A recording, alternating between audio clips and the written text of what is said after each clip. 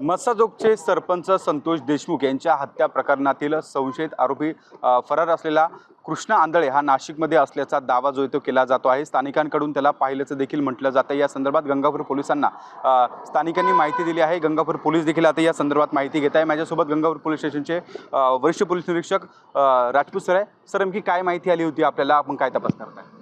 आम्हाला एक कॉल आला होता पोलीस स्टेशनला की संतोष देशमुख प्रकरणामधील एक संशयित दत्त मंदिर परिसरामध्ये आला आहे म्हणून दर्शनासाठी वगैरे। पण आम्ही मग तात्काळ 3 टीम्स घेऊन मी रवाना झालो त्या ठिकाणी संशयित मिळून आला नाही, परंतु आम्ही नियंत्रण कक्षाला त्या संशयिताचं वर्णन कळवलेलं आहे। त्याचप्रमाणे आम्ही 2 टीम्स या आहेत त्या CCTV फुटेज चेक करतायत। आम्ही स्वतःही रवाना झालो आहे। सगळं मिळून शोध घेतोय। मिळून आल्यास आम्ही पुढील कारवाई करत आहोत।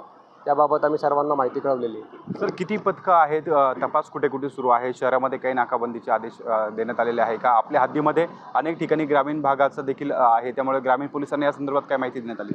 बरोबर आहे, कंट्रोलला कॉल दिलेला आहे आम्ही आणि कंट्रोलला कॉल देऊन संशयिताचं वर्णन कळवलेलं आहे आणि त्या वर्णनानुसार म्हसरोड, पंचवटी किंवा ग्रामीण जो पोलीस स्टेशन आहे, तालुका पोलीस स्टेशन, त्याचप्रमाणे गंगापूर पोलीस स्टेशनचा काही जो एरिया आहे किंवा जो डार्क एरिया आहे ज्या ठिकाणी थोडं जंगली झुडपं वगैरे त्या ठिकाणी सर्चिंगसाठी टीम पाठवलेली आहे।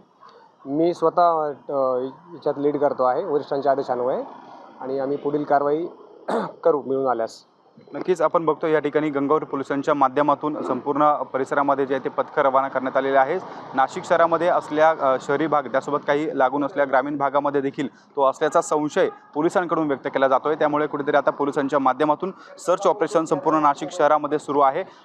ठिकठिकाणी नाकाबंदीचे देखील वेळ आली तर त्या ठिकाणी आदेश देण्यात आलेले आहे आणि अनेक पथकं जे आहेत ते आता या संदर्भात रवाना करण्यात आल्याची माहिती आता नाशिक शहर पोलिसांच्या माध्यमातून मिळते आहे। कॅमेरामन मयूर बारकेचा शुभम बोडके, ABP माझा, नाशिक।